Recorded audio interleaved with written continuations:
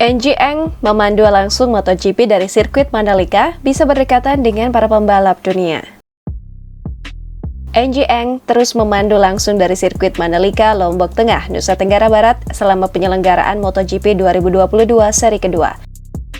Ng Eng melaporkan langsung dari sirkuit Mandalika untuk penonton televisi dan penggemar MotoGP sejak Jumat hingga Minggu atau sejak tanggal 18 hingga 20 Maret 2022. Tidak hanya melaporkan dari sirkuit kebanggaan Indonesia itu, Ng Eng bahkan bisa berdekatan langsung dengan para pembalap dunia, baik Moto3, Moto2 hingga MotoGP. Ng Eng senang ketika dipercaya Trans7 untuk ikut memandu program MotoGP musim 2022.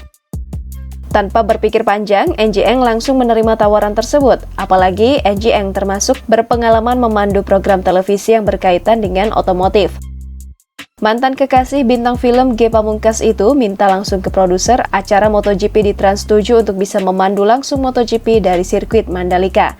Sebelumnya, Ng Eng pernah mendatangi sirkuit Mandalika ketika ikut syuting film akad yang dibintangi Kevin Julio dan Indah Permatasari.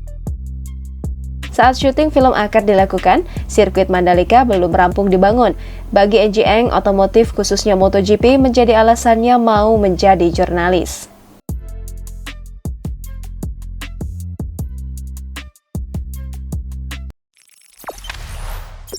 Jangan lupa subscribe, share, komen, dan like ya!